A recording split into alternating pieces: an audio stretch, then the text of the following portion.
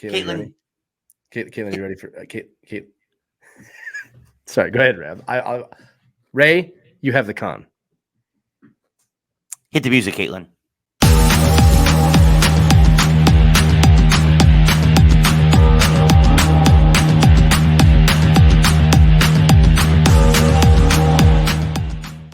Good morning, good afternoon, good evening, wherever you are. We hope it is good. Welcome to another edition of Geeks Who Like Sports. As always, I am Ray Carsillo in beautiful Los Angeles, California. Doing my best for the entire world over in Philadelphia, Pennsylvania. Lee Elias. Lee, how are you doing today? Ray, I'm going to start this one off with a little bit of a shocker here. As you know, we write a rundown every week with all the topics we want to talk about, both in geekdom and sportsdom. Yes. And I am looking at that rundown now for our very loyal listeners. Yes. And I've noticed that something is missing. And I'm going to start with the non-sponsor of the week. And I would like you to tell the people at home who the non-sponsor of the week is, Ray, because this was something that I did my part. I did my part, Ray. For those of you listening at home, it's Ghostbusters Frozen Empire trash can.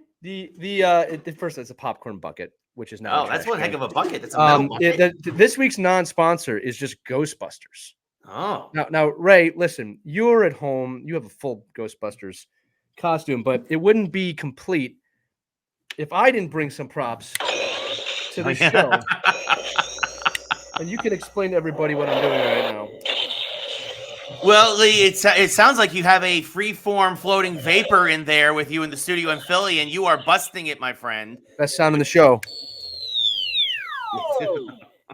I would like to thank my brother Alan for getting me a proton pack, or a proton accelerator, now known as a neutrino wand, so I can do things like that to my children when they're sleeping. Can you hear that, Ray? Yes, I can. Nothing like having an unlicensed nuclear reactor strapped to your back.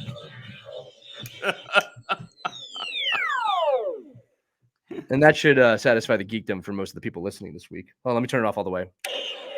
We've got a lot of geek stuff to talk about later on, but yeah, I wasn't sure. We haven't touched base because I did not do my part. I didn't say it. I know I was watching. It was a very busy week for wrestling.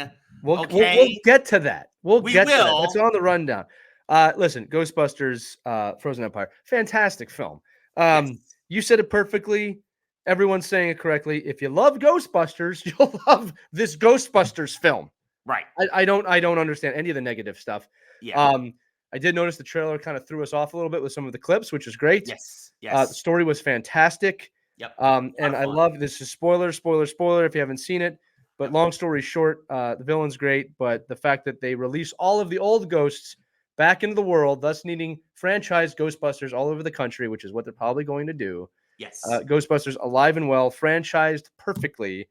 Fantastic film. I really thought it was fun. I enjoyed it. I was never bored. No. Right? The callbacks were fantastic. The nostalgia was fantastic.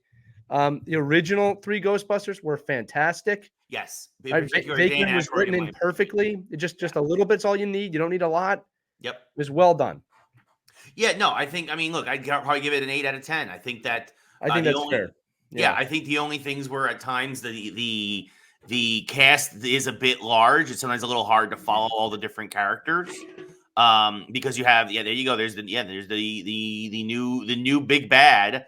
And even that, like a lot of folks were complaining and like, well, the big bad's only in the movie for like, again, spoiler for like the end of the film. It's not true though. That's not true. That's not how it works. I mean, every Ghostbusters film is like that. But that's the thing. It's classic Ghostbusters buildup, where the big bad ghost can't really form until other things happen, right. And it is that slow buildup of his minions, whether it's hellhounds or poltergeist or whatever it may be, to get it there, and then you have that big confrontation at the end that everybody was waiting for. Right. I had no issues with it. It was fun. It was an original Ghostbusters story. Yes. I would say it borrowed elements from old Ghostbusters films. The only this isn't a harp in any way. I know you have a couple too. Again, the cast is a little large, but they have to do that. Yeah.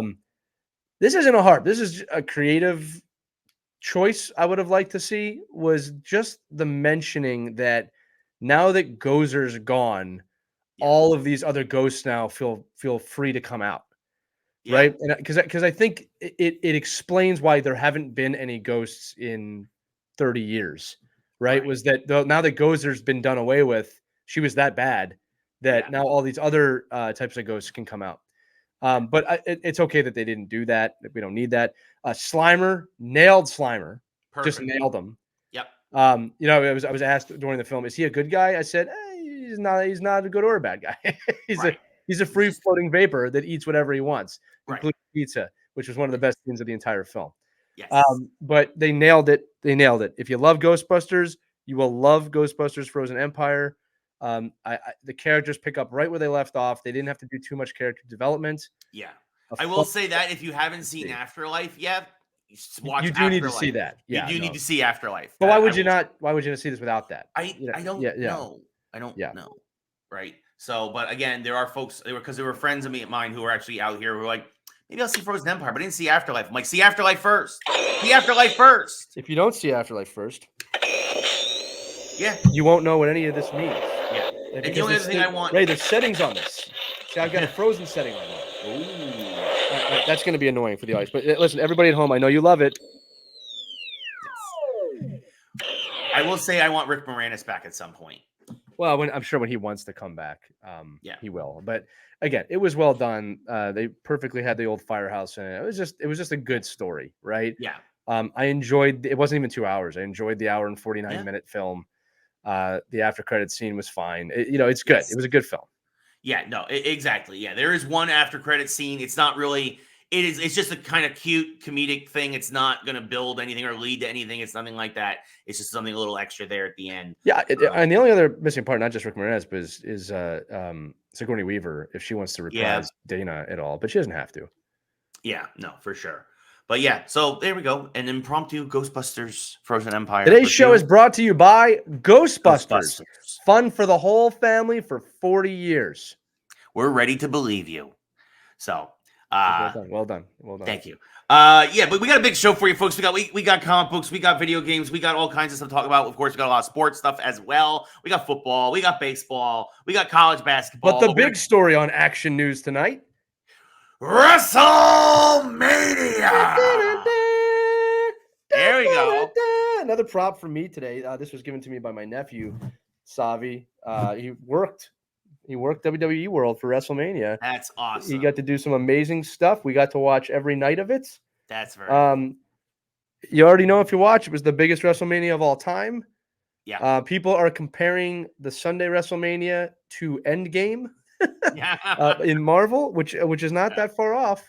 Yeah. If you didn't walk away feeling satisfied from WrestleMania this year, you probably shouldn't watch wrestling ever again. Yeah, no, this hit all the right notes. It did everything it needed to. Like you said, Triple H said in his post-game press conference, post-show WrestleMania press conference, brought to you by Ghostbusters. Yes, it broke every record in the first 3 hours of the weekend. And Ray, you say it in the intro, beautiful Los Angeles, California, but home of the biggest WrestleMania of all time, Philadelphia, Pennsylvania. To be fair, we did not have a WWE World. This was their first year doing it. So I don't think that had anything to do with it. I think we're just better. So you can have beautiful Los Angeles, California, but Philadelphia owns wrestling. And look. To be fair, Philly does own wrestling. Outside Memphis, Tennessee, Philadelphia has always been a major wrestling destination. Absolutely. Well, I mean, again, Paul. I mean, especially just real quick, touching the Hall of Fame and Paul Heyman's epic speech, right? The home of ECW. We can't repeat it on the air. Yeah, no, it was. We can't. We can't repeat. We had to bleep out massive sections of it. But it was perfect. It was a perfect thing. His speech was long overdue. But I think also the big theme of the weekend was we are now in the Triple H era. Yeah, Vince is gone. 100%. This has tied up everything from here on out going forward is fully Triple H creative. And I think it is, I've been joking with my friends. I think it should be called the Renaissance era because it is a rebirth for wrestling and for WWE. And goodness knows it is It's better. They say it's better than it ever been. It is. I can confirm better than I think it's ever been. Well, here's the deal. We've been talking for years about AEW and WWE, and we've been saying, and you can go back to our old episodes, that the WWE will know how to fix this, and they have figured it out. A lot of people were crying at the end of WrestleMania. Everything from Samantha Irvine to Cody Rhodes was crying a little bit. I mean, you've even got Seth Rollins crying. I don't think people understand what that company has been through over the last 4 years, really from COVID to now. You've had major problems with people getting in the seats. Then you have this major competitor come along. Then you have, honestly, the biggest scandal in the history of professional wrestling. And somehow at the peak of that, they have been able to flip this on its head and turn it into a win, which is what they always do. And I think we said that they will find their way. A lot of credit's got to go to Paul Levesque, Triple H, for those you don't know, for his incredible writing, or as Paul Heyman said, his pencil. But a lot of credit also has to go to Dwayne Johnson. Massive amounts. Like, look, he helped make this the best. He was willing to turn heel and to do what needed to be done, and just recognizing the way things were going, how the wind was blowing, and being like, this is what's best for business. It was masterfully done. Yes. The epilogue was last night, Ray. I'm guessing you have not seen Raw yet, so I will not. I have watched. I did. Okay, we can talk about that. I got in last night. So, I watched sample 3 a.m. to watch the DVR of Raw. Well, I'm glad you did. And the only thing I'm going to talk about with Raw is a lot of fun things happened. But The Rock came out. The final boss came out and basically said, it's really kind of awkward but fun. He's like, well, The Rock's got to go away for a little bit. Yeah. And I was sitting there like, to promote Moana too. But a new spin on wrestling storytelling happened last night, which I don't recall this ever happening. Where, first off, he played with the Philly crowd for 30 minutes, and it was hilarious every set. And again, speaking about Philly as a sports city, he called us the biggest gathering of trailer park trash ever and got a standing ovation for it, and then started laughing. They had to zoom out the camera because he was laughing so much. Because he knows the crowd. The Philly crowd it's an opposite crowd, right? They cheer for the insults. That's a great way of saying it. We are the opposite. He's the boss. We are the opposite crowd. What was fun about watching The Rock or Dwayne Johnson is that it's such a conflict of they love him. They love him as a heel, but they got to make him a heel. They understood. They just understood. But in a new twist in storytelling, The Rock says, I'm going to be back. He hands Cody Rhodes something and says, don't ever break my heart again, planting a huge seed. None of us know what he handed him, which is the point. And he's going to go away, and it's just going to sit there. And it's brilliant because everyone's talking about it, from is that the heart of Tafiti to is that his dad's broken watch that he sold to, what is it, right? And again, it's a lingering question. This is right out of the Marvel playbook. That was The Rock will return if you're watching a Marvel film. Yes. And again, they've said already that the tribal chief is going to be going on a new storyline. Right. The Rock basically said to Cody, "You're mine. Like, I will be fighting you in the future for whatever that means." There's a lot of different directions they could go from here, 100%. But it's been fun to watch. I mean, like, my kids watched WrestleMania with me. They were really into it. My daughter gave me 7 body slams and it hurt. But I mean, she really did, dude. She jumped on the top of the couch and, like, with her elbow in the air, slammed on me. And on the 5th one, I was like, Alina, it's not fun now. Stop. It's starting to hurt. And then she made me choke slam her. Two more. She gave me 2 more. She did. And then she made me choke slam her 3 times, which was fun. And she knows how to do it. She does the jump and she's like, no. It's really funny. You'll come by one time. If you haven't choke slammed a child, with consent, I highly recommend it. Yes. Don't and do it like a soft bed or something. Yeah, don't do it without consent. That's illegal. Ray, I don't want to go through every match. I do want to say, again, spoiler if you haven't seen WrestleMania somehow or seen the clips. The only thing I wanted was for Attitude Era stars to drag The Rock to hell. Okay. And people said, I don't know about that. And it's exactly what happened. It's exactly what happened. The Undertaker dragged him to hell, or under the mat. It was beautifully done. The entire event was beautifully done. I have no complaints. No, it was great. I mean, and going forward, you mentioned, I think John Cena has said he's going to come back for one more run in 2025 to kind of, hint when they go to Netflix. I think that's when The Rock will come back. as well. I Oh, think yeah, that'll be really 100%. interesting to see. He Yeah, will I come think back for the Netflix for the start. Netflix stuff. Yeah, Yeah. and then they'll stop bleeping By all the his way, where he F-bombs. can be completely R-rated if he wants, Yeah, right? exactly. And he basically was. I mean, he was cursing up a storm the last Yeah, few and nights. I think he kind of is like, I don't want to get bleeped anymore, and I think a lot of folks are kind of getting a little miffed at him. So it was one of those things where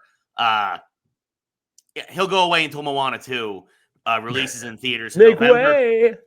And then I think January 1st again, when they go to Netflix, Raw goes to Netflix. I think you'll see The Rock and Cena, and they'll come back for one more run, and they'll go after Cody. Well, and I think one of our friends made a really interesting observation about The Rock from a larger viewpoint, was that now that he's on the TKO board and probably has some massive investment in that company, yeah, he doesn't necessarily need to rely on Hollywood like he had.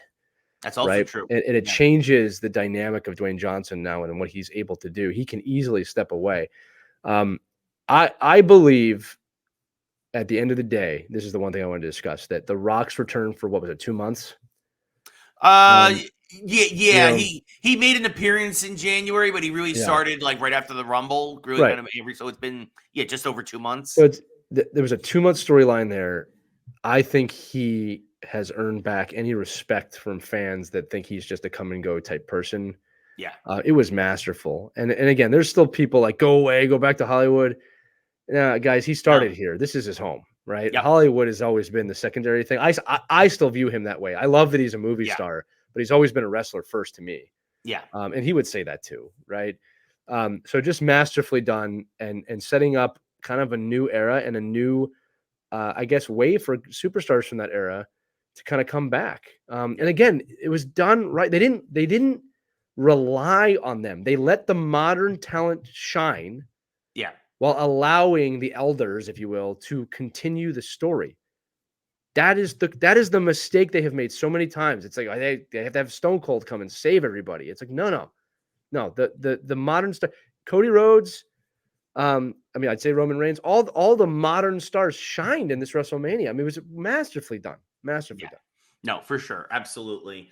Yeah, no, it was really well done. I will say, at least for me, if you saw my TikTok, I give myself extra points. I would say I go 12-3 in my predictions, because not only did I predict most of the matches correctly, but I also predicted the Money in the Bank cash-in on Drew McIntyre. Yeah.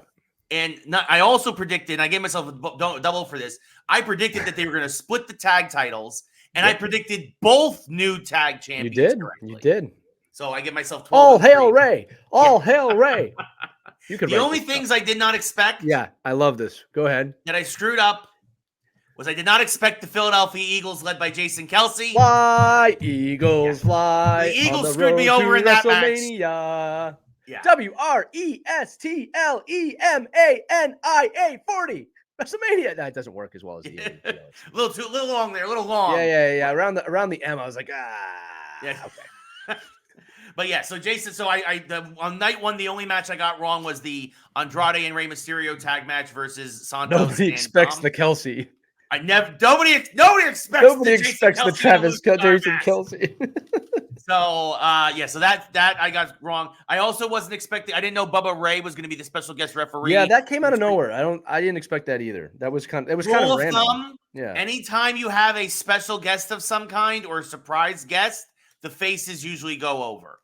Usually. So I screwed those up, and I admit I went with my heart for the U.S. title match, and I went with Kevin Owens. I wanted Kevin Owens more than in Logan Paul winning was the right move. Oh yeah, but I still wanted Kevin Owens, so that's the only other one I got wrong. So. Yeah, no, listen, if you got them all right, it wouldn't be good, right? Right.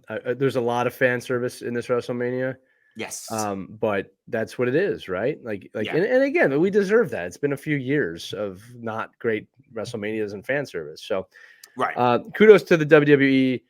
Haven't said this in years. I'm excited to see where they go from here. I have not said that in years. And I don't know where they're going from here. We knew where this was kind of going. Yeah. Right. The question with us was, could they pull it off? Yeah. Right. Well, and they did. They did. Now for a few extra Ray predictions, because they announced last night on Raw that the draft is happening at the end of April, I think right after Backlash, I believe. And I'm going to say right now, I think that now, and this is why I believed that Gunther was going to drop the title to Sammy I think they're going to bring Gunther over to SmackDown now, and I think he's going to be one of the first people to go after Cody. Mm-hmm. After that incredible Intercontinental title run. Right, he's due. That's what I'm saying. He has made himself a main event player. Right. And I think that Gunther, he's earned it. 100%. Like the evil Austrian general, against Cody with the American Nightmare. Like, yeah. It writes itself, folks. Yeah. So that is my one prediction for the draft, is that I think Gunther's going to get drafted over to SmackDown to go after Cody. So yeah, I think that makes a lot of sense. I don't know where they're going to go with Reigns, but it'll be interesting. Yeah. I mean, they have the whole family thing going on there. I was going to say, speaking of the family, they announced yesterday that they signed another one of the cousins, Jacob Fatu, who had been wrestling in Japan and was a free agent. He is now a WWE superstar. Is he going to start at NXT? Is he going to go right to SmackDown? Is he going to join the Bloodline? Is the Bloodline going to come back together? You're going to have multiple Bloodlines. Is Jacob going to challenge Roman? Like, you could do a lot now, especially now that you continue to sign the Samoan members of the Samoan dynasty. So I think that's a fun possibility too. Right. So. I also want to give a shout out to the entire women's division, whose stories really have been fantastic. Jade Cargill coming in was amazing. Yes. The whole WrestleMania started off with Rhea Ripley, obviously retaining her title. It was just well balanced as well. Yeah. And I'm going to say it right. Like you look forward to those matches too. There was a time when those matches they felt forced. I'm not saying that they were. I'm saying they felt that way. Right. Right.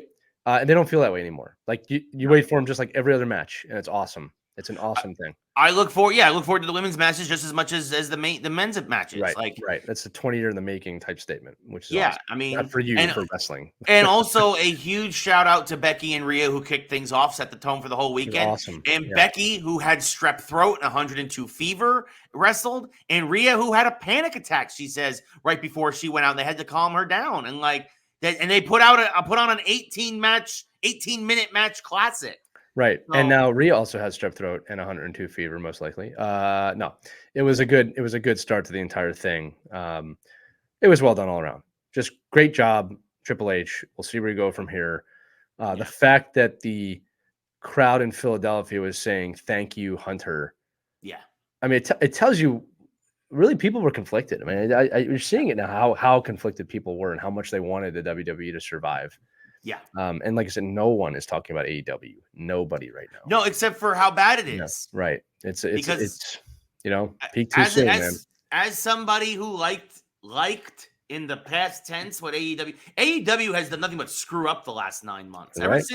Ever since the England show, ever since letting go CM Punk, Tony Khan is so petty to the point where he's giving Dustin Rhodes, aka formerly Goldust or whatever, he's giving him a world title match, an elimination match, but a chance against Samoa Joe on Wednesday. And did a promo about his story. And it's like, you're just copying what WWE just did. Right. Well, and that's the thing, right? Is that we said it, that the WWE is so big, they don't have to make a response. They just have to do their job better than AEW. And they're doing it. They are doing it so much better.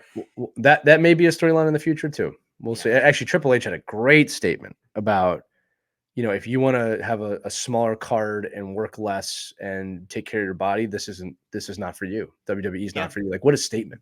Yeah. Right? Like, this is the big time. You want to be big time? Exactly. I was like, wow. If you want to be a WWE superstar and consider yourself amongst the best of the best, you're going to wrestle 3 to 4 times a week. Right. You're going to be on the road. Now, is the schedule, and I'll say this, the schedule for WWE now is even lighter than it used to be. Right. They're wrestling 4 times a week. It used to be that they were wrestling 6 times a week. With dark matches too. Yeah, that's what I'm saying. People didn't see it. They've still lightened their load, and it's still way more than AEW, and it shows. Yeah. It shows in the ring. That's why Jade left. That's why a lot of these folks are jumping ship, because they're like, I want to be a superstar. Right. Yeah. I wouldn't be surprised if there's a merger there in a year or two. We'll see. I think it may. I think AEW, this feels like the end of the WCW days. They had a great 5-year run. Right. And honestly, and here's the thing, Tony Khan is a bajillionaire. He could continue to fund this for as long as he wants, probably. But they're also talking about now they're going to release the security footage from when Punk and Jungle Boy fought backstage, because they're so mad at what Punk said the other, which by the way, Punk did not say really anything that bad. He said, look, he called Tony Khan. He said he's a very, very nice man. I just don't think I think he's a fan more than he actually knows anything about wrestling. Which honestly, you look at the way that he's booked things, it's 100% true. Like, yeah. By the way, Tony Khan, if you need help, call me. No, I can fix this. So, but this guy went 47-3 at WrestleMania, Tony. So give him a call. All right, WrestleMania in the books. yes. Great to have the WWE back. Might have earned me back as a viewer with my children. Which, by the way, watching wrestling with a 10-year-old and a 7-year-old really fun. Yeah. Because you have to explain to them what you can and cannot say. Also, it's good because when there's a big hit or a big bump, like they should go nuts.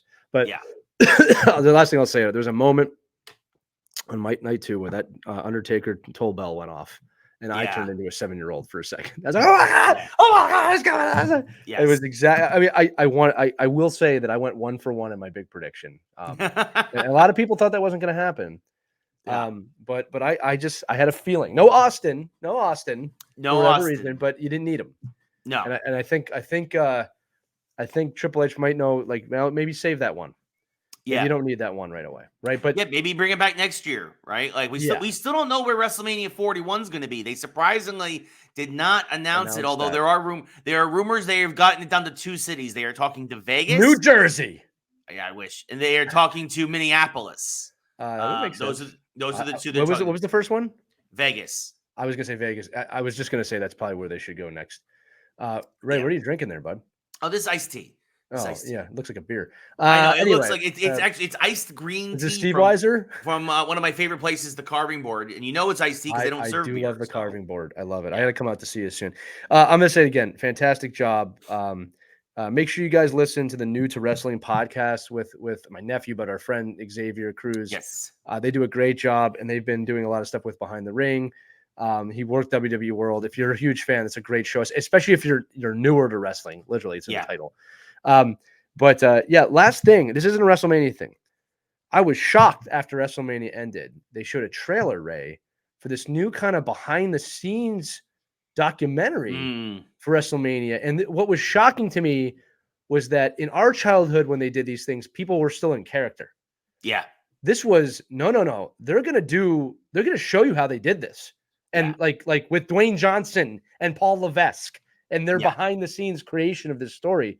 And I think it's brilliant. And, in talking to Xavier, who I talked about a minute ago, he said, it's time. Everybody knows the stories are not real. No, kayfabe is dead. Yeah. So it's like, why wouldn't you talk about this? Why wouldn't you? Yeah. And I'll tell you this, right? As a writer, as an executive producer, Caitlin hates when I say that to our producer, Caitlin. No, but as a writer, as a storyteller, and someone who's creative, I'm extremely interested in how they come up with these ideas. Yeah. Right. And this has been Vince McMahon would never allow this to happen. Yeah.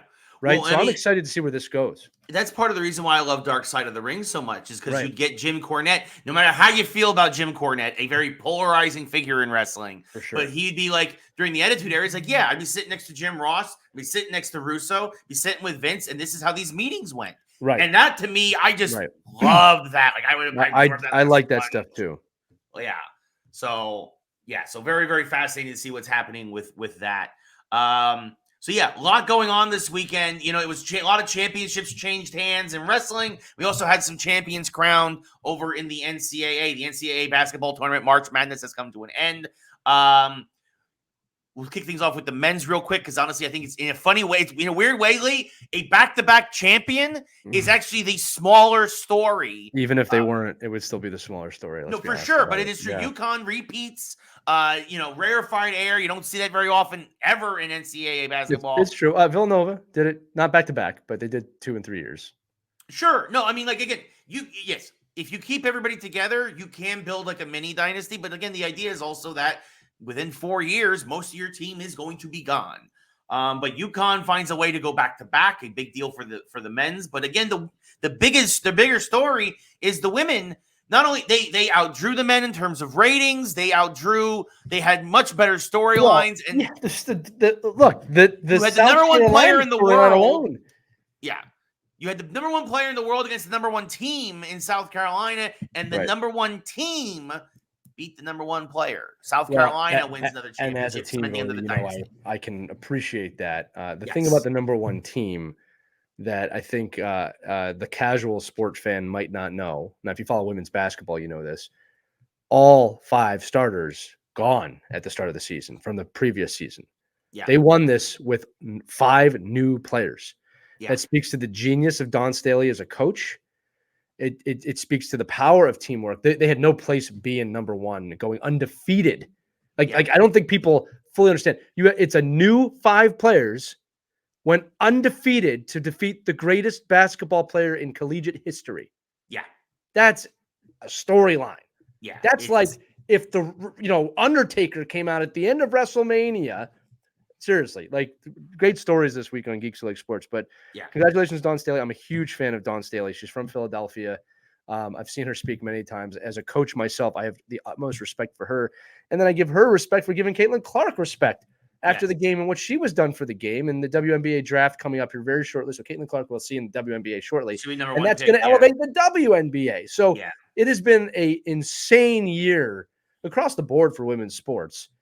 Not just basketball, but hockey as well. Women's soccer has taken a step up. A lot of amazing things happening right now. But congratulations to South Carolina and UConn.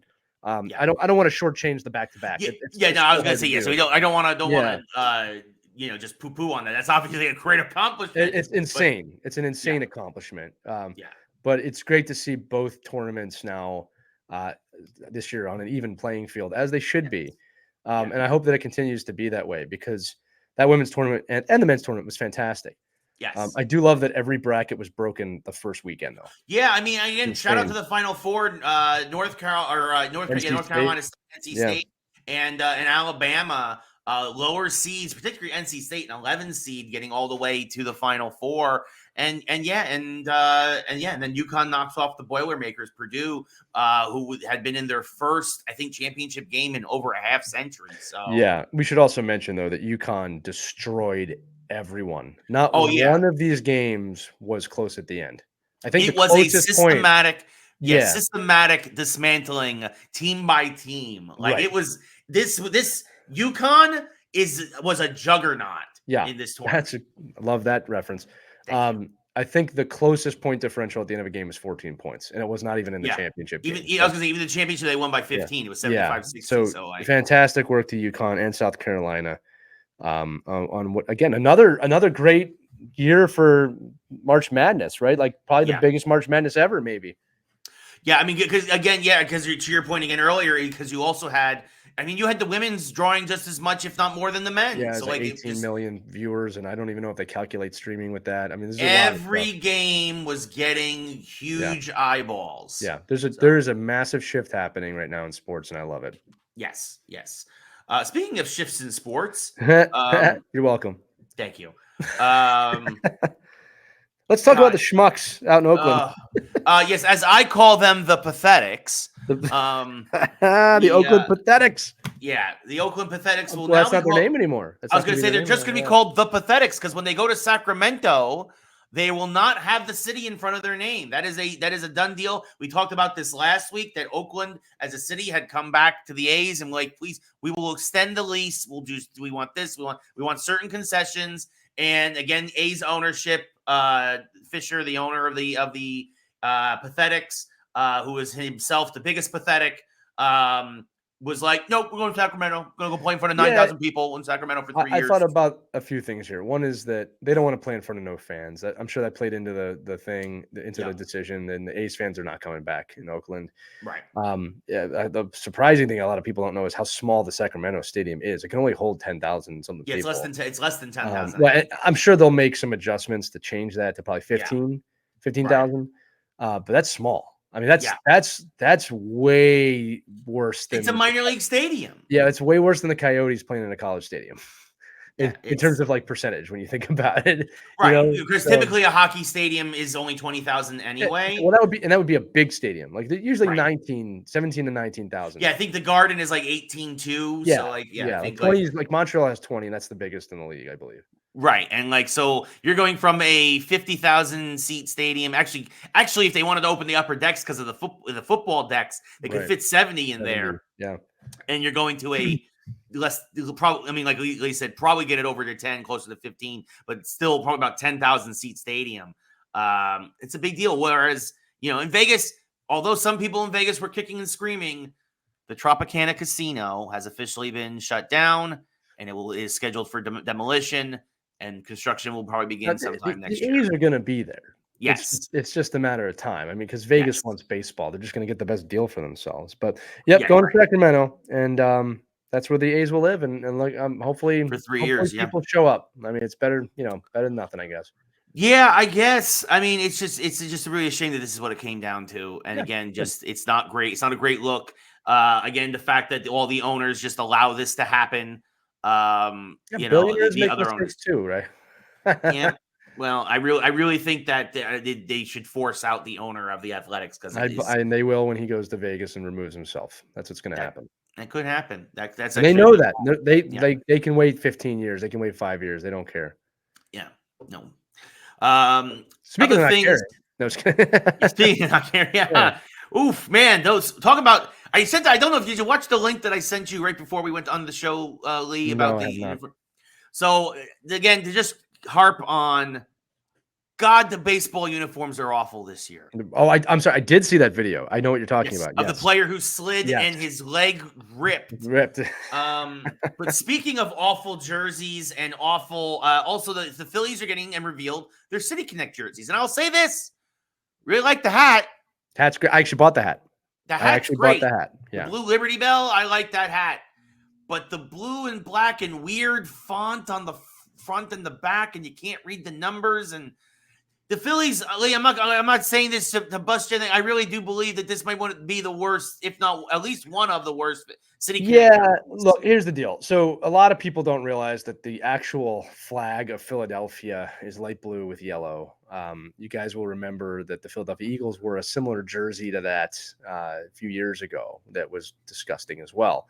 So that explains the blue and the yellow. Like, a lot of people don't know where that came from. So I'm willing to I'm not going to say forgive. I'm willing to be understanding of the color choice. Yeah. What I don't understand is that you have the greatest mascot in sports, the undisputed greatest mascot in the history of sports. Nobody fights that in the Philadelphia Fanatic. I don't know why they didn't use that in these jerseys as a creative choice. They're going to say, well, it's about the city, it's about the people. Everyone wanted that. Everybody. Yep. They had a spring training hat with the Fanatic on it, Ray. You can't get it anymore. It's sold out so fast. So I don't know why they didn't do that or lead with that. I think that would have been brilliant. You could have done green. I mean, I guess they're probably thinking that's the Eagles thing. But yeah, these are very, like, I would never wear that jersey on the street. Nope. It looks better on the players than it does as something you would wear, like, as a fan. I'll say It doesn't look horrible on the players. Sure. But the hat with the Liberty Bell and the 2 stars, and it's, let's be honest, the hat looks great. Well, let's be honest, it's Yankee navy blue, dark blue. So yeah, I bought that hat. The hat is great, right? It's very subtly Philly. And some of the side logos are pretty good. Like, there's a logo that says love. There's a big love statue here in Philadelphia. Right. They did a good job with those little accents. But yeah, you're not going to catch me in that thing anytime soon. I went to the Phillies game in Washington on Sunday. They lost to the Nationals. And a guy was walking in it. Somebody had one already. And I was like, okay. Does not work. Not going to work. But again, I think, man, the people who design these things, sometimes I wonder, like, how did you get to that? Yeah. Like, was the Fanatic even a discussion? Well, I mean, and again, this just goes back to the fact that, like, baseball has had so many issues with these jerseys this year and making new jerseys. I mean, and even to the point where the Brewers, who every Friday last year, that's their thing, is they wear their City Connect jerseys. And actually, they have one of the better City Connect jerseys where it's a light blue. It says Brew Crew on the front. Yeah. They're like, we're not going to do that again this year until June. And everybody's like, why? And they're like, because Nike Fanatics forgot to make them. Jeez. They didn't make them. They didn't make them for the players. The whole idea behind these jerseys is to have some sort of connection to the city. Like the Nationals have their cherry blossoms on them, which is people might think is stupid, but that's kind of DC's thing. Yeah, it's an iconic thing. But like the Brew Crew is like, let me talk to the fans. Yeah. And the Fanatic is such a connector to the fans here. Like, I don't understand. You know what probably happens, Ray? They get into these meetings and someone's probably like, oh, we already sell Fanatic stuff and people already buy it. And it's just like, they don't, sometimes I wonder if they're really connected to the fan. Like, let's do something new. Like, you don't need to, you morons. They're not connected to the family. We know that with baseball A already. lot of times I don't think they are. Or they hire a marketing agency that's not from here. Oh, God. And like, oh, well, no, we'll have it say Philly on the front. I'm like, yeah, all right. No. Yeah. Like, I know where I live, buddy. Thank you. They could have called them the Philadelphia Fanatics for a night. I mean, it works, yeah. right? Yeah. They could have said Fanatics instead of Phillies. There's so many things you could have done. Yeah. And Ray, I don't know. I would like to say I'm an expert on Philadelphia fan culture. Do you think the fans of Philadelphia would like to wear a jersey that says Fanatics? Does that not speak to the nature of our city and what we do? Yeah. I don't know, man. Schmuck. Yeah, well, I mean, and the funny thing is that like the company's called Fanatics that makes the jerseys. I don't want to talk about it. I don't want to talk about the obvious $1 billion idea I just created for them. Yep.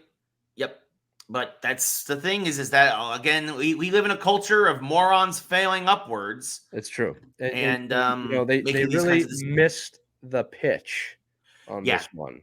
Yeah, speaking of pitchers, that was a horrible segue, but I'll take ownership. We'll take it. It really, this has been happening for a couple of years. We actually talked about this on the show a lot about the new injuries to pitchers, and we had what we called Bloody Saturday now here in the league, where 3 major pitchers, Jonathan Loaiza, a long reliever for the Yankees, and Spencer Strider, one of the top young guns in the National League for the Braves, and Shane Bieber, a stellar pitcher for Cleveland, all went down, season-ending arm injuries already, and now there might be a 4th. Framber Valdez for Houston was scratched last minute from his start with elbow soreness, which usually means he's going to get an MRI, and that usually means within the next week or so we'll hear that he either tore his UCL or will need surgery or possibly Tommy John surgery. So he might be a 4th added to the list. But on Saturday in particular, all 3 of those guys were announced as being done for the year. And again, the Baseball Players Association came out and like, it's the pitch clock. It's like, it's not the pitch clock, you idiots. It's not the pitch clock. It's the fact that there's 2 things. Like, it's been 1 year. These injuries have been happening now for a decade, right? Here's the thing that's the problem. More people are throwing harder than ever before. They're throwing at 100 miles an hour. That used to be one guy did that, Nolan Ryan, for 100 years of baseball. Now almost everybody does that. If you're not throwing at least 95, you're considered a soft thrower. Well, you're not in the league. It's ridiculous. So there is that natural wear and tear. Also, and this is something that I know that is near and dear to Lee's heart, and we've talked about again on the show, is that players aren't using the offseason to do other things. Mm-hmm. As younger players, they are playing baseball year-round in winter leagues and going to warmer places. And instead of like as high school and college players playing basketball or playing football or playing anything else besides baseball, they're continuing to put wear and tear on their arms 365 days a year. There's a lot of pitchers that even just from 20 years ago who were saying, why are you doing an off-season pitching program? You only have so many bullets in that gun. What are you doing? And this only seems to be proving that more that, yes, are guys throwing harder and does that put more strain on you? Yes. So then why are you also throwing more? Take a break. You don't need to throw in the winter. Just my thoughts. Lee, what are your thoughts? Well, I think more people get injured, they'll change the science behind training, and somebody will last longer, and that's the way it works. I mean, I also understand that if you can throw 100 miles per hour consistently, it's worth millions of dollars, and some of these guys might be saying it's worth the risk. Sure. But, you know, Ray, you're absolutely right. You have to let your body heal. Every bit of research shows that you should not be playing one thing year-round. Everything. Yep. You could be obsessed with something year-round, but you have got to let your arm heal. You've got to let your body heal. Yep. And you have to allow that time, right? Again, and when you look at the guys who play a long time, like LeBron James invests $1 million into his body a year. I don't think that if you gave me $1 million and said that you can only spend this on your body, I would even know how to spend it. Yeah. I mean, I'd even be able to spend it all. So, like, something to think about. Yeah, no, for sure. So again, MLBPA, I get you're trying to protect the players, but maybe do some research before you open your mouth because it's not the pitch clock. No, it's not. Well, and the MLB kind of came back and was like, no, nothing supports you in that. The minors are having no problems with that. Yeah. Yeah, and no, and our games it's are a half an hour shorter, and people are yes. happy. So The Yankees played a game yesterday. It was 2 hours and 1 minute. It was That's the amazing. fastest game they've played since 1992, and it was Amazing. glorious. Yeah, it's quick. Should be. Yeah, it should be. The game should not be 3 hours. The game is fine at 2 to 2.5 hours. It's better, like you said, it's better that way. It's the same thing with movies. A movie should not be 3 hours long. Sorry. No, It's ridiculous. never. Tell your Unless, story in 2 hours and get the yeah. heck out. Yeah, Endgame is the only movie I understood that was 3 hours long. I was like, oh, okay, yeah, Yeah. because it's just 10 years coming together. Yeah. Like it was it was almost a celebration as much as it was a story. Like Right. One other freak industry injury that happened yesterday that I need to talk about. Jonathan India, the second baseman / DH for the Cincinnati Reds. It was batting practice before the game yesterday. And during the eclipse, Jonathan India, he had his sunglasses on and he was looking up at the sky and looking at the eclipse. And a foul ball from while somebody was taking batting practice went and plunked Mr. India when he was not looking. And he ended up, I think he might have still played, but it became very questionable. He went immediately to the questionable list because he supposedly was hit so hard. One of the guys stared into the sun for 30 minutes. Something like, yeah, it just. And no, he had to go to the hospital. Like it doesn't matter if it's an eclipse. You don't look at the sun ever. You don't look straight at the sun ever. Athletes are sometimes just really good at just being athletes. Oh, don't underestimate how stupid they can be. Yes. I mean, most of them are very smart people. All right. But it's like the dude stared at the sun and now he can't see that well. And it's like, oh my God. Like, look, I love eclipses and astro phenomena. Okay. But let's be honest, eclipses, not that amazing. Not that big a deal. Yeah. It gets a little dark and then the sun comes back out. I understand it's an event. I understand there won't be another one for 20 years. Yeah. A local school let people out of school here, which was asinine. If my school did that, I would have raised hell. Yeah. Right. And the funny part was it was heavily overcast, so you could barely see anything. Didn't see anything because of the clouds. Yeah, it was really funny, right? But like again, I'm not poo-pooing on science. I'm not poo-pooing on eclipses. All right, but like our ability to make something so much bigger than it has to be priorities is amazing. So this brings us to our PSA.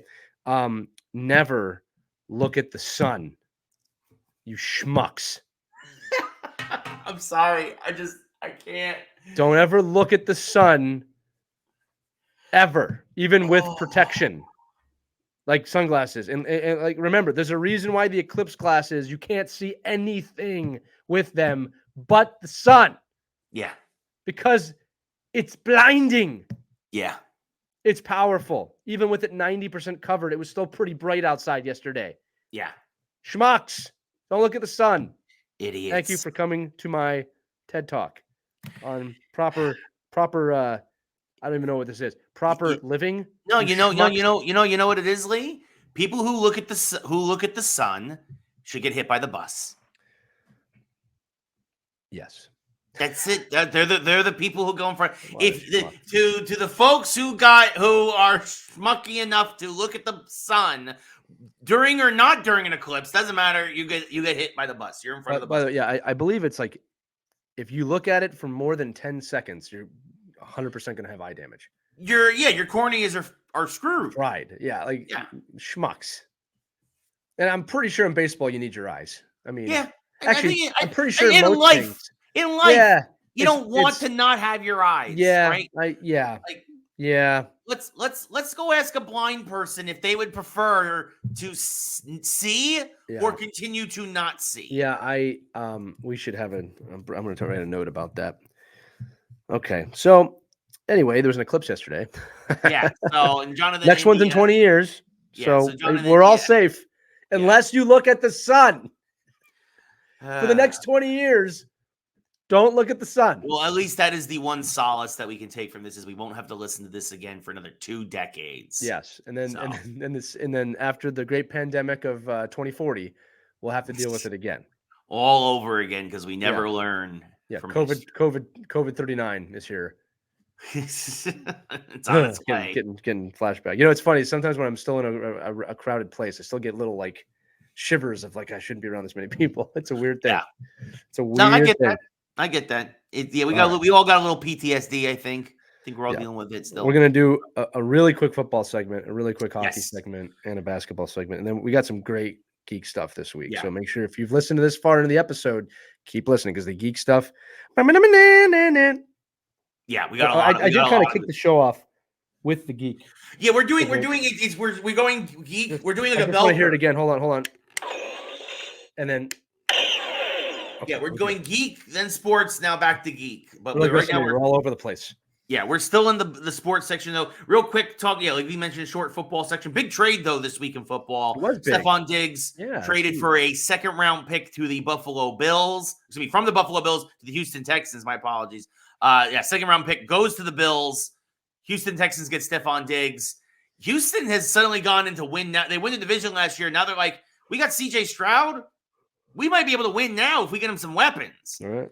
They got him Joe Mixon at running back. He's got his rookie receiver, Tank Dell, will come back from injury next year. Now you got Stephon Diggs. Suddenly the Houston Texans are like, we can put a stranglehold on this division. If you're a Texans fans, you're very happy right now. You're the better team in Texas. You are. Well, that didn't take much, but no. But yeah, who's not happy right now, Ray? Or actually, they probably are happy now. Who? People out in Kansas City. Yeah, no, that's a big thing. That is a big thing too. I want to get your thoughts though. Did the Bills get too little for Stephon Diggs? What do you mean by that? When you say too little? So they got only a second round pick for him, considering what they had to give up. In return, right? I believe as of today that yes. I think time will tell though. He's not getting younger. Right. You know what I mean? Now, Josh Allen has no weapons now. Yeah, they let all his receivers go. There were some funny gifs about that too. I mean, look, when you have an aging receiver, the problem is that the depreciation on them is so huge. Sure. So it's like, what can we get? Probably did get too low. They probably could have gotten a lot more for that. Yeah. I think as of today, lends credence to the fact that Diggs might have been turned into a bit of a locker room problem. Well, look, this is one of those 5-6 years from now, depending on who they draft and what Diggs does, you'll know the answer to that question. Right. But I think it's really telling when they can't get more. You know what I mean? Yeah. That's a get out of here move. Yeah. So, indeed. But all right. So yeah, you mentioned Chiefs and Royals. This is a big deal. That tax thing we had mentioned a few weeks ago that they were going to raise the taxes possibly in Jefferson County. Stupid. By about 0.375%. So about almost almost the 4/10 of a penny. They were going to raise the taxes, the sales tax there, and it got voted down. Yeah, you know why? Because when you win that many Super Bowls, and let's be honest, the Royals are not crazy removed from World Series, right? No, they won in 2015, and they're kind of competitive again this year. Right, you don't need the money from the fans. You guys have enough money; you can do it yourselves. Yeah. Okay. If you were the I'm trying to think of a horrible team. I can't. I'm having a hard time thinking of a bad team. If you were a horrible team, you still have a hard time passing something like this. No, absolutely. You guys got plenty of money. Yeah. No, if you were the Dallas Cowboys. There's a lowly team right now. They're a bad team right now, right? I was gonna say, it's Jaguars. Yeah, but I mean, like Clark Hunt, the owner of the Chiefs, is worth $25 billion. That's it, huh? Yeah. Yeah, I don't know why he wants people to pay for that stadium. It's a little ridiculous now. Yeah, so it's gonna be interesting to see, but it sounds like both the Royals and Chiefs might move out of Kauffman Stadium and Arrowhead, and it's gonna be interesting to see where they go. But I mean, look, it wouldn't be the first time that like a team is named, after a city, and then they play somewhere completely different. So look at the Giants and the Jets.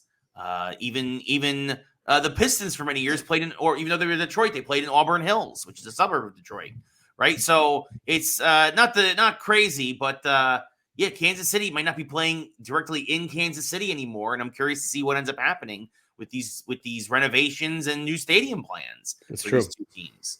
So we will see what happens. We'll keep an eye on that, and obviously we will give you updates, folks, as time goes on.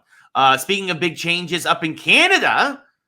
Hockey may be going to Amazon Prime. We already have football, obviously, on Amazon Prime, and obviously, we mentioned earlier WWE is going to Netflix. The streaming services are trying to get more sports and understandably so, because it's really the only thing that keeps some of us from completely cutting the cord. Well, it's inevitable at this point. But no, listen, this is a really interesting move. So obviously, Amazon has plenty of research with American football here on Amazon in the United States, so they know how to do it.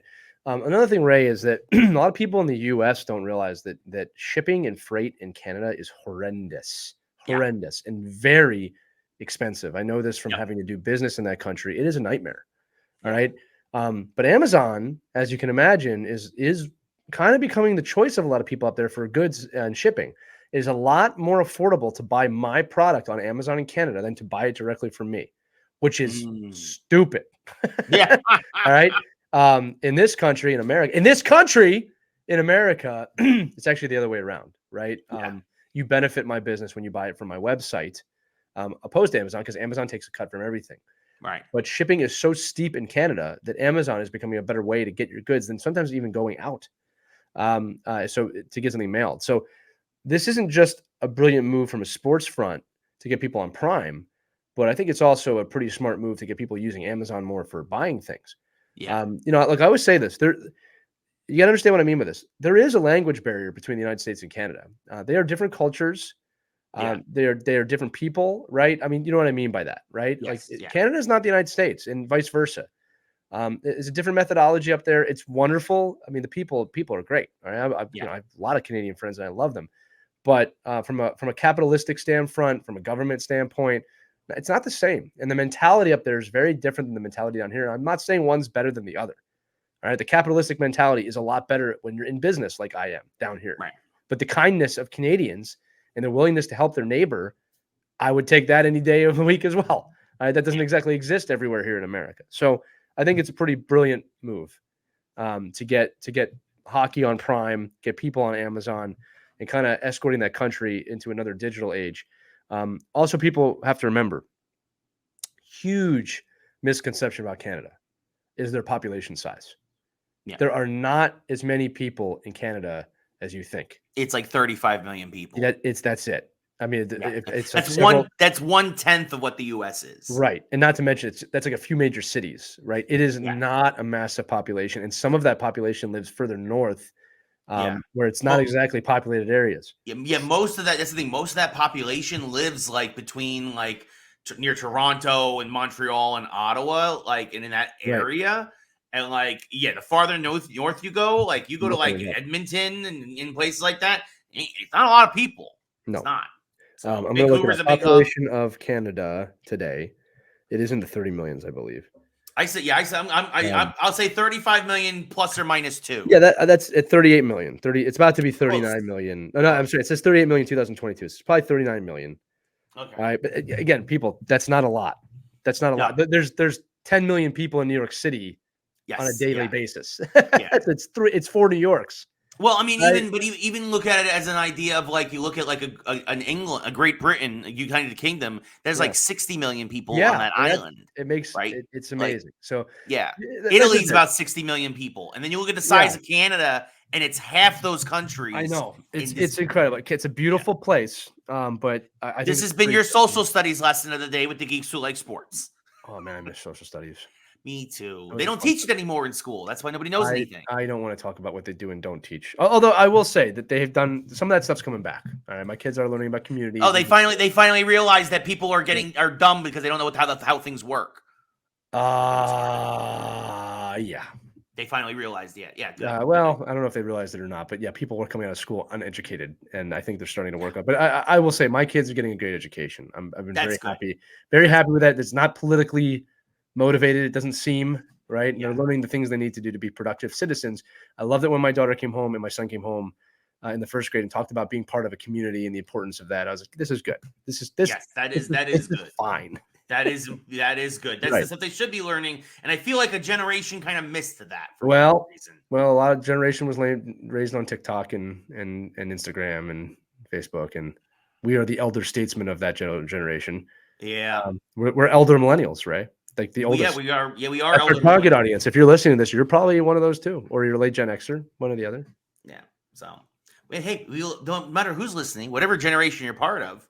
Yeah. We're great that you're Yeah, we're happy you're that not you're welcome listening. here. I just told you if you're millennial, you're welcome here. If you're Gen Z, you're fine. No, everybody's welcome. Are they But sure? if you don't know what we think you should know, we're gonna try and teach you. We're gonna teach you. Just like the old men did when we were kids.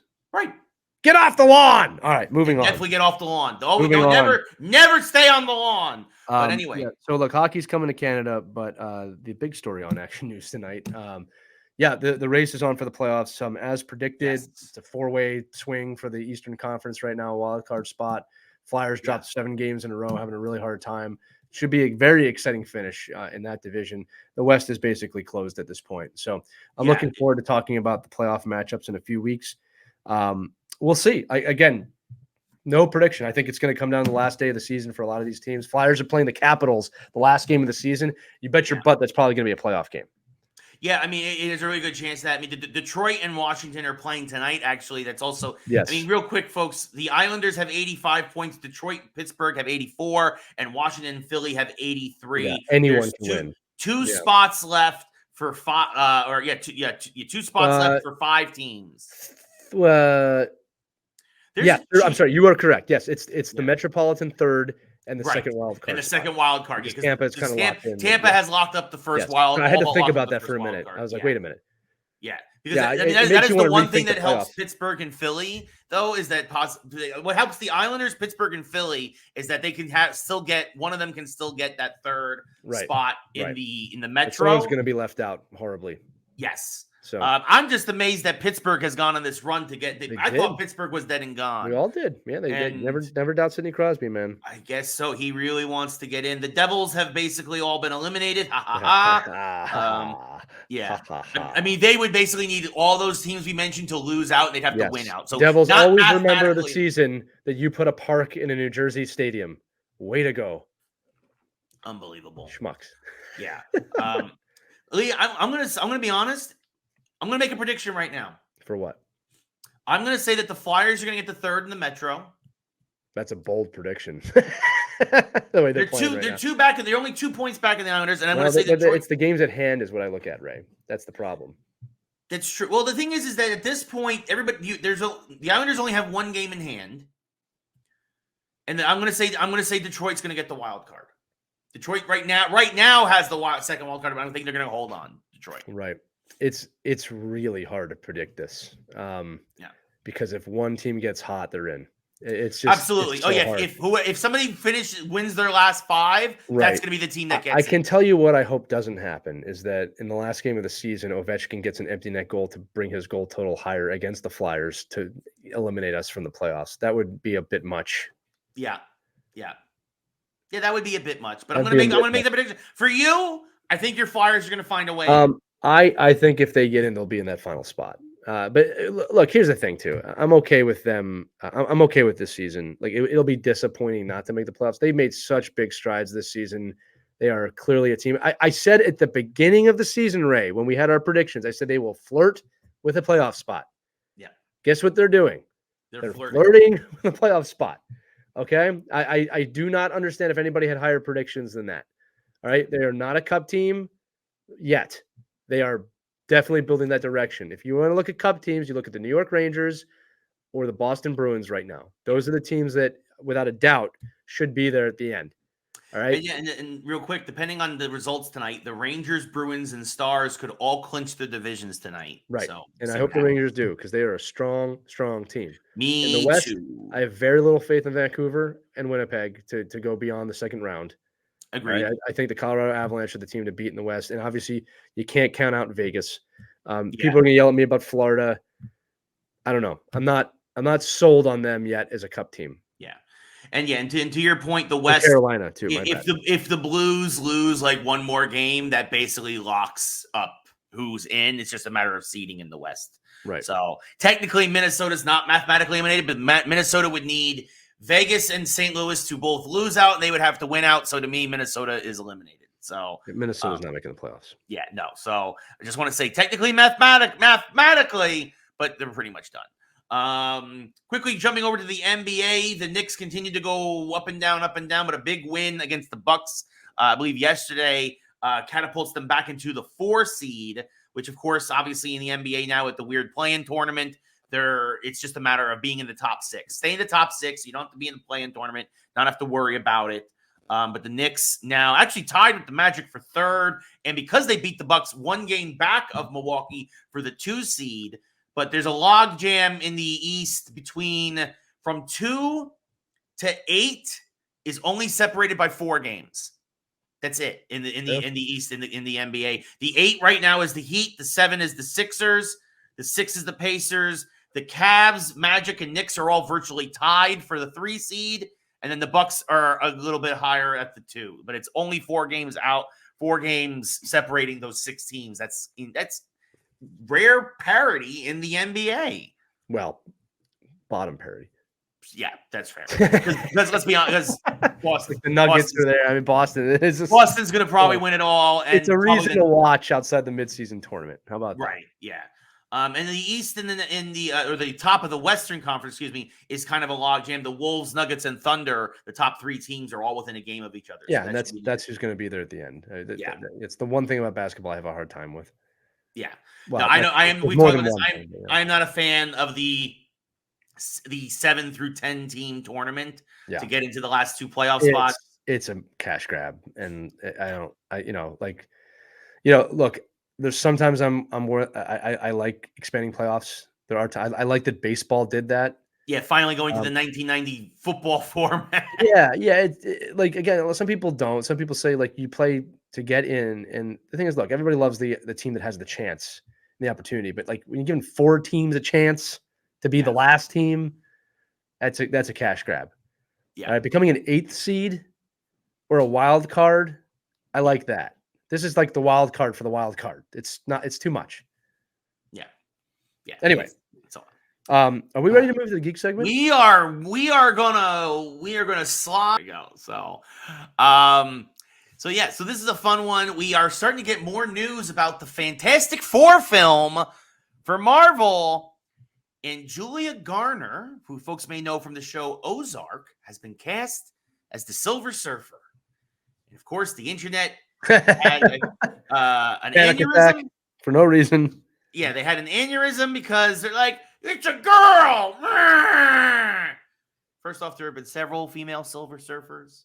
I think it was, what's her name? Juno was maybe one of them. But the one that she's specifically playing, Shala Bal, who of course was the lover of Norrin Rad, the original and most infamously known Silver Surfer. In an alternate universe, it is her who becomes the Silver Surfer. This is not a foreign idea to the comics, folks, that there's a lady Silver Surfer. It's also probably because this Fantastic Four is in an alternate universe. Possibly. Right. Definitely. I think that's very likely. It's completely the possible. Other thing, Ray, is this is going to shock a lot of people. All right. And this is kind of a hot take.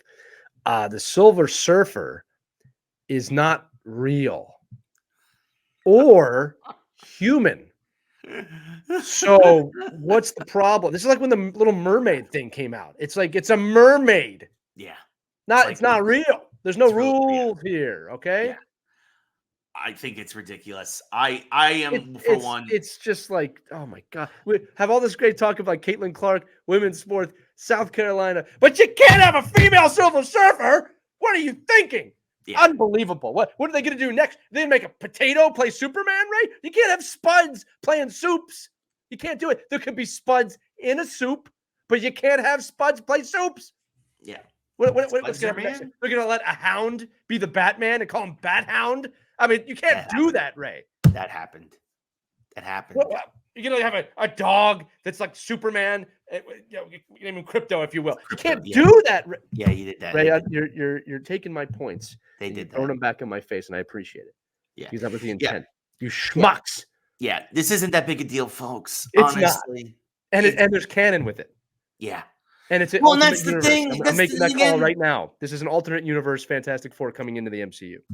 If there's anything we've learned over the years is to wait and see. Now, look, if she gives a terrible performance, if the character is poorly written, it's gonna be tough to do because the Silver Surfer's pretty monotone, pretty one note. Yeah, but maybe it's badly written. Like if the script is bad, the script is bad. But that's not on Julia Gardner. Ray. Here's the thing. Let's just take this gender thing out of it because it's so ridiculous. The bigger thing is two parts here. One is that I do believe this is an alternate universe, and I do believe that the after credit scene from the Marvels is bigger than anyone realizes. Yep. I think there was a massive after credit scene that's introducing us to multiple realities, and I would not be surprised if this Fantastic Four exists in that reality, and they're going to bring them along with the X-Men over to the MCU. Yeah. Okay, but the bigger thing that no one's talking about is who typically accompanies the Silver Surfer. Galactus. So you've just introduced the new baddie, and no one's talking about it. Yeah. That's how they're going to replace Kang, obviously. Yep. Well, it's also how you introduce Doctor Doom. It's right there. It writes itself. I know, but we're focused. Ray, you can't have a celestial being that's not from Earth, where who knows if gender even exists, be a woman. It sounds stupid just saying it. You schmucks. Let it go. By the way, speaking of Kang, Jonathan Majors was sentenced yesterday. Oh, what did he get? Well, he only got a year probation, no jail time. Oh, well, enjoying his mansion. Well, because he's a celebrity, and that's what happens. Yeah, well, I don't know if we can, double-decker bus more on the week there. Yeah. So, anyway, Julia Garner, wishing you the best. Silver Surfer, not unprecedented to have a female Silver Surfer. You schmucks. Guys, listen. You don't even have to use Google anymore. You can go to an Alexa. Just speak into thin air. Has there ever been a female Silver Surfer? Let's try Siri. Alexa, Siri. Yeah, Siri. Has there ever been a female Silver Surfer? I'm gonna vamp for time. Oh, Siri. yes. First thing. Yes, there has. Look at that. There it is. Almost instantaneously. Yeah. It didn't speak because I have it on mute, but yes. Makes sense because we're on the air. Yeah. Shala Ball. It's right there. Right there, which is who she's playing. Ray, I just want to read for our audience. You live in a time you can ask the thin air a question, and it answers you. Yeah. When we were little, that was a thing. Remember, like computer, blah blah blah blah blah blah blah. We're living in the future, Ray. Yep. And no one respects it. But God damn it, don't look at the sun, people. You can't stare directly into the sun. All right. People refuse to Google and refuse to talk to their AI and their companion, and they're like, "I'm going to look at the sun instead." The sun. Right. I guess if you blind yourself, you could just ask Alexa questions. Lee, we have the totality of human knowledge at our fingertips at any given moment, and we are dumber than we have ever been. Well, you know what I think about as a parent, Ray? So I was sitting down with Logan and Alina, my kids, the other day, and Logan was having some problems with his homework, and I do want him to do the work, but I did say that he kept asking me questions about it was a history question, not a math question. Math, I won't let him use the Alexa because they have to learn how to do the math. Sure.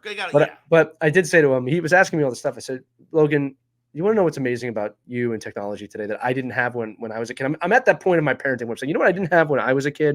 It actually makes you feel really weird because your parents said that to you and you realize that they had better technology than their parents. But anyway, so I asked Alexa a question and it gave me the answer.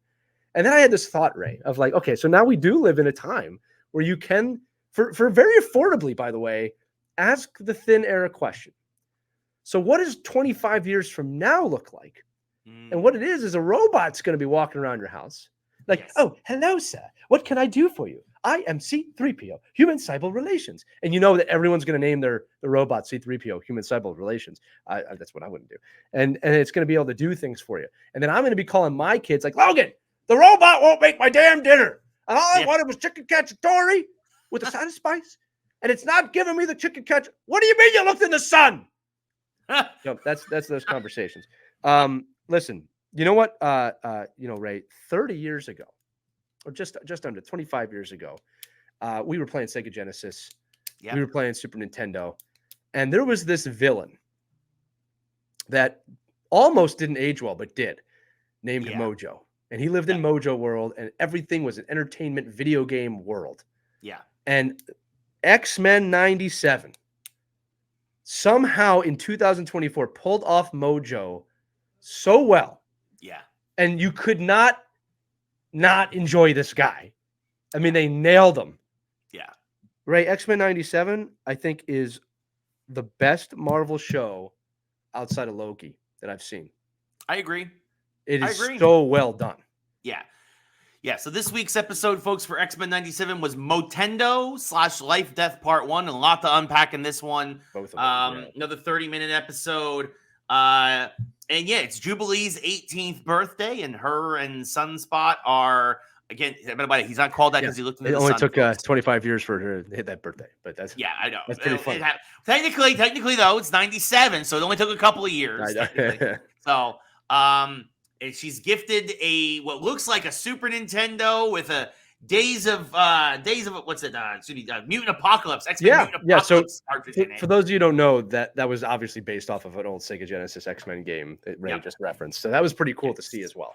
Yeah, and she gets sucked into the game because our old friend Mojo from Mojo World, which, as Lee mentioned, he is a villain who feeds on ratings and so takes beings from That's really what he is. That's from all over the universe. He puts them in reality TV shows, and he's like, reality TV just isn't doing it for people anymore. It's just mindless entertainment. So the next thing we're going to do, video games, which makes perfect sense. And then the Easter eggs in those video games was insane. And again, Ray, you know this. In my office, I have an X-Men arcade machine here, and they referenced that in there. I felt pretty good about myself. They referenced that. They referenced Days of Future Past. They reference all kinds of stuff within this. And basically, Jubilee gets sucked into her own video game based around the X-Men. Sunspot kind of gets stuck there, really continuing to refuse to use his powers, so he's kind of dead weight. He was, but that's building towards something. It's got to be. And, and Jubilee fights her way through. And this was actually a really deep cut.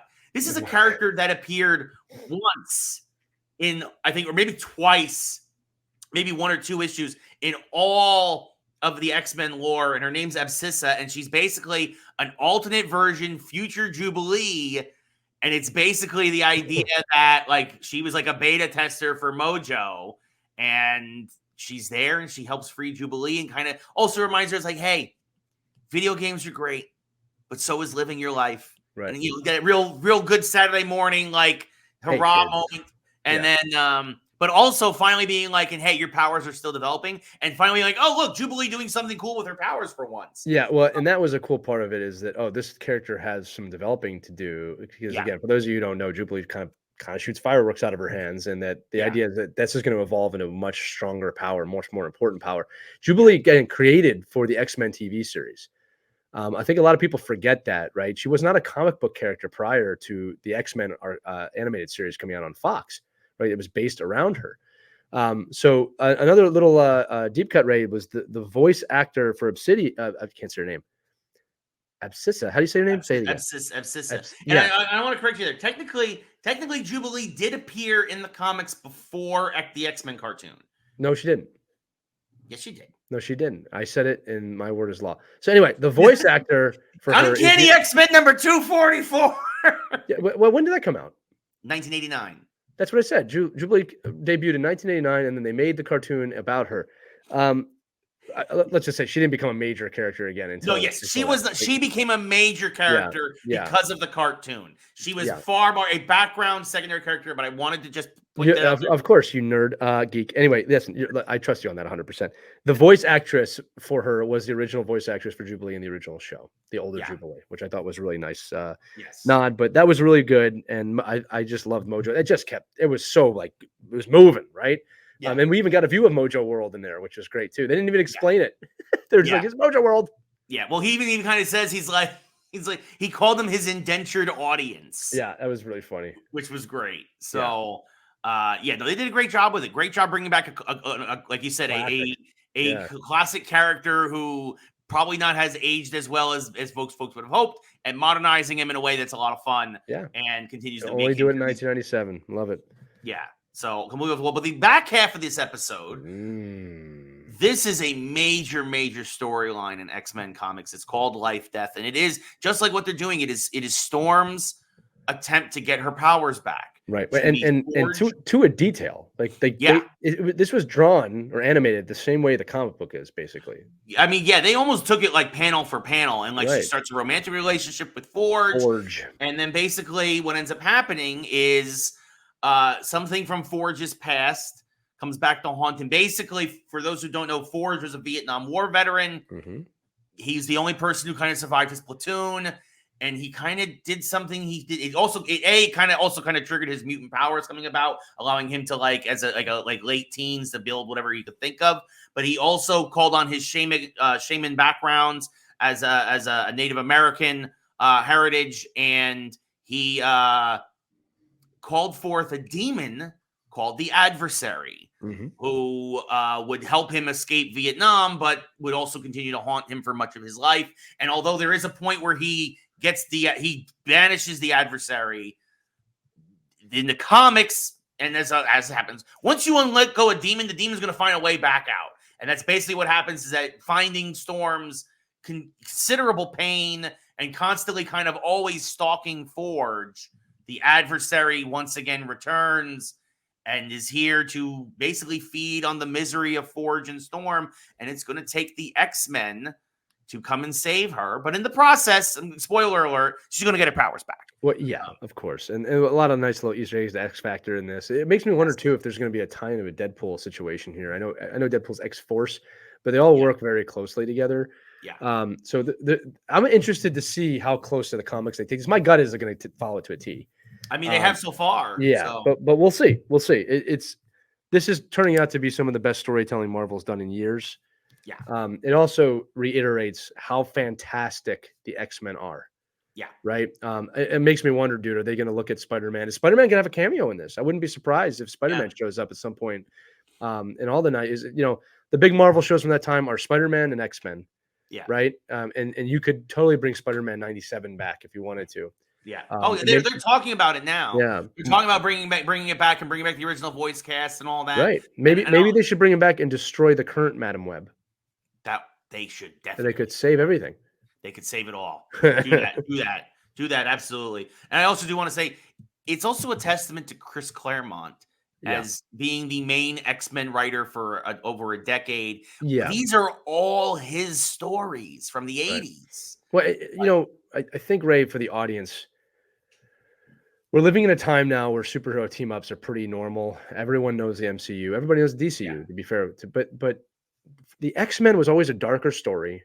It always resonated with people. And it spoke about social issues without directly speaking about social issues. The other comic books have not always done that. Yeah. Right? It's always good and evil kind of thing, right? And it might be hard for people to remember, but the X-Men, far more popular than the Avengers for many, many years. Yeah, absolutely. Right? The Avengers now are popular, but when we were growing up, we read X-Men, right? Avengers were fun, but you read X-Men because it was serious. It was real. Yes. Right. And it still is. And this cartoon has really picked up with those themes. Obviously the themes of bigotry and hatred towards people that are not like you always resonates. It's also why Spider-Man works so well. Yeah. Right. Because Spider-Man's like the everyman, right? The every kid. It was teased and now he wants to be something bigger than himself. So just really fun that, we always say Hollywood has no new ideas. And that's true. But when you can take an old idea and make it new, and make it advance and develop the story, it's really special. Yeah. And again, it all goes back to the early days of Stan Lee. Yeah. It was him wanting to use comics Excelsior to tackle social issues in a way that was less heavy-handed, but still just as poignant. Right. In the times, So before we finish, Ray, I do want to let the audience know something we're going to tackle in the mashup this week. Dwayne Johnson, The Rock, might be leaving. The final boss might be leaving the WWE for a bit. He's not leaving our show. This week on the mashup, we're going to go over which of The Rock's film characters would win in a Royal Rumble against each other. I have them printed out. It's actually a lot harder than you think. But this week's mashup, you're going to want to listen to that. See who Ray and I pick as the Royal Rumble winner to get a chance at the WrestleMania title against whoever. Yeah. All right. A lot harder than you think. So make sure you tune into that. Yes, that is coming up later this week. So, but yeah, moving into our last. I'm Ray. Thanks for watching. No, we got one more story. Oh. This broke actually this morning. Oh, we do have one more story. It's a topic that I love. Yes. Star Wars. Star Wars. Okay. Yes. Guys, listen to the mashup. But for Lee, I'm Ray. No. Here's a Star Wars story. No, that's Lee. I'm Ray, and this Hold is on. going to be I'm a gonna Star go Wars outside story. and look at the sun real quick. No, yeah. Big news. We've been talking about this since it was announced last June. Ubisoft and their Star Wars game, Star Wars Outlaws, taking place between Empire Strikes Back and Return of the Jedi. The greatest time in Star Wars history. Very Shadows of the Empire-ish in some ways. No A new Shizor story though. I don't know why they can't no put Shizor. Shizor in these darn stories. I don't know either. For those who don't know, Shizor is the main antagonist of Shadows of the Empire. Antagonist, protagonist. He's an antagonist. He's bad. Antagonist, bad. Yeah, Shizor's one of the greatest villains in Star Wars history. It's never been on screen. He was in the book. He was in the book, and he was a big part of the video game. It really was. Yeah, and again, I can't even say that about Grand Admiral Thrawn because now he's on TV. Yeah. Shizor is the only one left, and they have shown the Shi'ar. Geez, that's X-Men. They have shown his people before in the shows, but not him. So anyway, Star Wars Outlaws, open world Star Wars game, looks fantastic. I mean, the story looks great. 2.5-minute story trailer was dropped today, including an August 30th release date. First real big locked-in release date of the holiday push, which is a big deal. It's going to be really hard with the teams I work with when I retire from coaching to play this game, but it'll be worth it.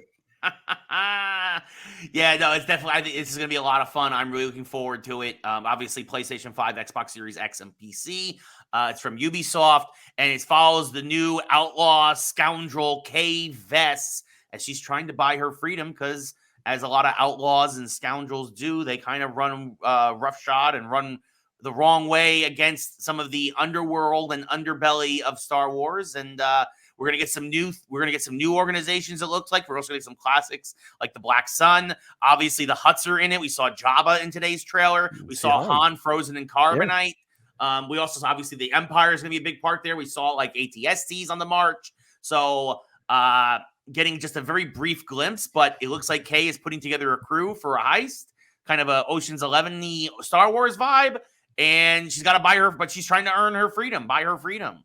So I am excited, loving Star Wars, honestly, to me, Star Wars in video games right now is the best, aside from probably Shadows of the Empire, but it's the best it's ever been.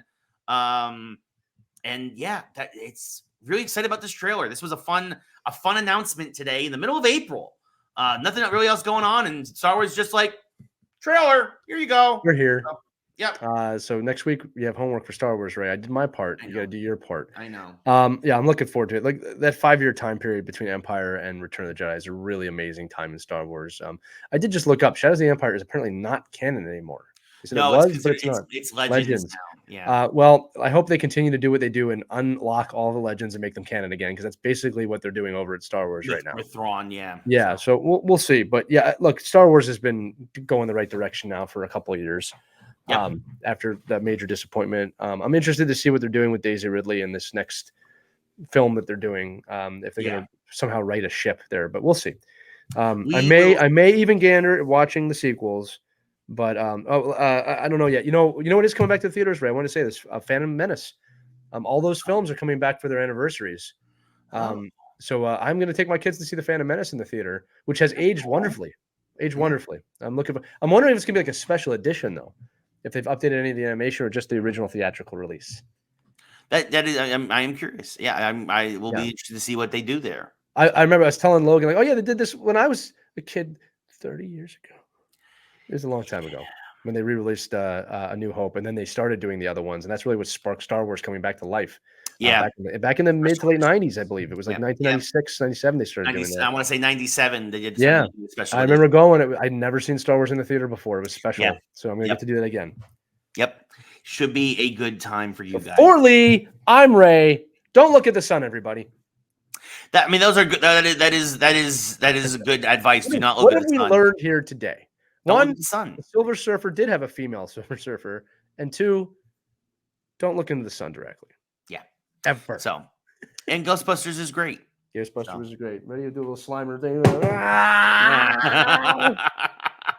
did that pretty well. Ray. That's how he just he slimed me, Ray. It's great. Actual physical contact. Right. Yes. Yeah. Oh goodness. All right. So that's Lee. I'm Ray. Here's your mucus.